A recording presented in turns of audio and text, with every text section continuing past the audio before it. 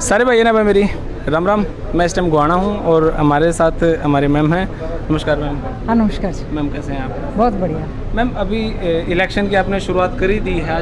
आज दीपेंद्र जी भी आए हुए हैं, सभी आए हुए हैं। तो अब इलेक्शन की शुरुआत क्या मुद्दे उठाकर या बनाकर आप किस तरीके से शुरुआत करेंगे?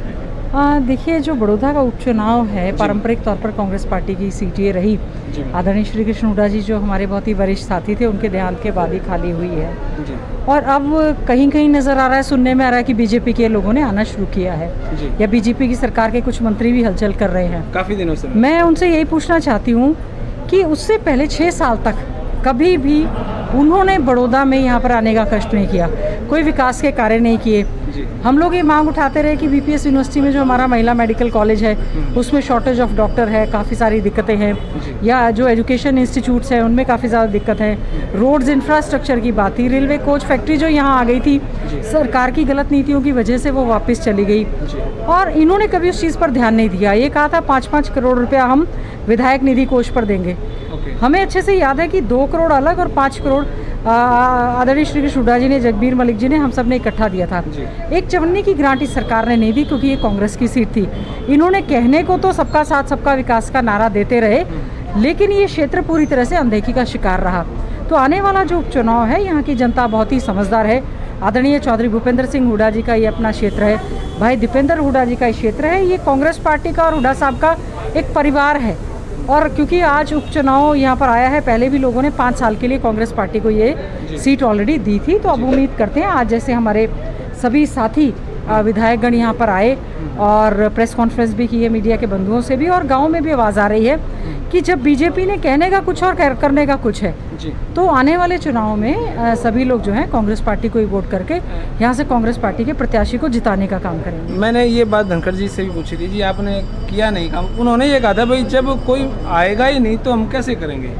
विधायक जी उनका अब धनखड़ जी नहीं पहुंचे विधानसभा में, हम तो विधानसभा में पहुंच भी गए और अपनी आवाज़ भी उठाते रहे, मांगे भी मांगी और प्रश्न भी लगाए श्री कृष्ण हुड्डा जी ने, सब लोगों ने किए। अब धनखड़ जी को जनता ने नहीं भेजा तो वो सुन नहीं पाए वहाँ पर। अब वो पार्टी के प्रदेश अध्यक्ष हैं, चलिए हम उनको बधाई देते हैं, लेकिन हम उनसे उम्मीद करेंगे कि जो उनके राज में जब वो पंचायत राज मंत्री थे, बादली हल्के के ही मंत्री वो बन के रह गए थे, उन्होंने कभी झज्जर पे भी नहीं ध्यान दिया। सबका साथ सबका विकास का केवल नारा देते हैं ये लोग। हमारे क्षेत्रों के साथ भेदभाव किया, लेकिन उसके बावजूद हमारा चाहे रोहतक लोकसभा था, चाहे हमारा ये सोनीपत लोकसभा क्षेत्र था, उन्होंने पूरी तरह से हुड्डा साहब का और कांग्रेस पार्टी का साथ देने का काम किया। आज भी हम चिल्ला कर हम तो सरकार से बहुत सारी मांग रहे हैं, कर दें वो पूरी। उनके कंट्रोल में तो कुछ है नहीं, लॉ एंड ऑर्डर की स्थिति पूरी तरह से खराब हो चुकी है। कोरोना को इन्होंने लोगों को कह दिया कि आत्मनिर्भर बनो, हम तो कुछ नहीं कर पाएंगे। 20 लाख करोड़ का पैकेज की बात कही थी, एक चवन्नी तो किसी को मिली नहीं है। जैसे ही मार्च के फर्स्ट वीक में बजट पास हुआ था और सेकेंड वीक में ही कोरोना जैसी महामारी की शुरुआत हो गई, तो सबसे पहले इन्होंने विधायकों का और कर्मचारियों की तनख्वाह काटने का काम किया। भीख का कटोरा पहले हफ्ते में उठा लिया, 5-5 रुपये स्टूडेंट से लेने की बात कही, किसानों से अन्न मांगने की बात कही, आगे जो है वो डीए नहीं देंगे ये अनाउंस कर दिया। तो आप तो कटौतियाँ लगाने लगे, लेकिन किया क्या? कोरोना में केवल और केवल किसी ने आम जनमानस के साथ साथ स्वयंसेवी संस्थाएं बाहर निकल कर आई जिन्होंने इसमें मदद करने का काम किया। लेकिन आज भी कोरोना जो है वो ख़त्म नहीं हुआ है, वो तो स्पीडली बढ़ रहा है। जहां आज हम सोनीपत में खड़े हैं, यहाँ पर मामले दिन प्रतिदिन बढ़ते जा रहे हैं सारे क्षेत्र में। अब हमारे यहाँ भी 30,000 से ऊपर हो गए हैं, पूरे देश भर में 13 लाख से ऊपर हो गए हैं। जब 500 थे तो पूरा देश बंद कर दिया, अब लाखों में हो गया तो आपने सबको कह दिया कि भगवान भरोसे आप लोग जाएं।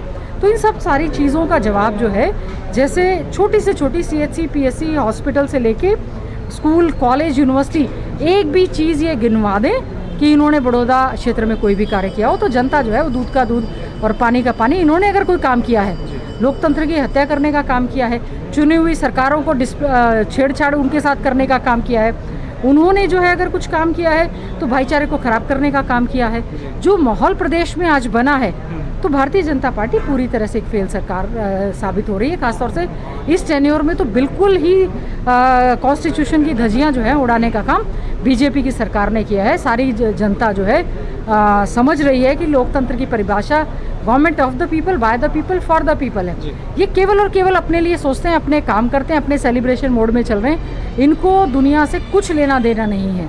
तो मैं समझती हूँ ये जो किसानों के लिए इन्होंने जो निर्णय लिए हैं, या युवाओं को 1 साल तक कोई रोज़गार नहीं देंगे उसका निर्णय जो लिया है, बेरोज़गार युवाओं को बेरोज़गारी वो भत्ता नहीं दे रहे हैं उस चीज़ का निर्णय है, किसानों को फसलों के दाम नहीं दे रहे हैं, ऑर्डिनेंस ले आए उनके खिलाफ। आज जो है हमारा अन्नदाता भी भुखमरी की कगार पे है। तो आने वाले समय में जो क्राइम इन जनरल और क्राइम इन पर्टिकुलर अगेंस्ट वुमेन जो बढ़ा है, तो उस चीज़ का हिसाब जो है आने वाले समय में जो उपचुनाव होगा बड़ौदा की जनता करेगी। और जैसा भाई दीपेंद्र हुड्डा जी ने सभी से बातचीत करते हुए हमारी सरकार के समय के काम गिनवाए, हम पूछेंगे कि बीजेपी ने 6 साल में क्या किया है। एक लास्ट प्रश्न, वो प्रश्न का जवाब तो अभी तक भाजपा भी नहीं दे पाई, शायद आप दे पाएँ। बड़ौदा हल्के से 3 स्ट्रॉन्ग कैंडिडेट आपकी तरफ से कौन है? देखिए, मेरे को इसकी कोई जुडिक्शन नहीं है जवाब देने की। हमारा कांग्रेस पार्टी का हाई कमांड जो है वही हमेशा तय करता है कि कौन कैंडिडेट है। वो जुडिक्शन कांग्रेस पार्टी का है, आदरणीय चौधरी भूपेंद्र सिंह हुड्डा जी का, हमारी पार्टी के अध्यक्षा बहन कुमारी शैलजा जी का, और भाई दीपेंद्र हुड्डा जी और हमारा हाई कमांड इलेक्शन वो डिसाइड करेगा। हम लोग तो एक कार्यकर्ता के तौर पर अपने साथियों के बीच में आएंगे और वोटों की अपील करेंगे। इलेक्शन कब तक होगा, ये कुछ आइडिया हुआ? देखिए, इलेक्शन कमीशन का जैसा कि जुडिक्शन है, कोरोना जैसी महामारी की वजह से सितंबर तक हो सकता है कि होगा कि पोस्टपोन होगा, वो उनको देखना है। लेकिन ये सुनिश्चित करना पड़ेगा कि वोटिंग प्रणाली किस तरह से रहेगी। एक तो आप कह रहे हैं कि 60 साल से ऊपर के व्यक्तियों को बाहर नहीं निकलना चाहिए, है ना। दूसरा, वोटिंग क्या रहेगा, किस प्रकार का रहेगा, वो सारा का सारा फ्री एंड फेयर इलेक्शन करवाना इलेक्शन कमीशन की जिम्मेवारी है। देखते हैं कि वो कितना करवा पाते हैं। सितंबर तक तो इलेक्शन कमीशन ने शायद मना ही कर दिया।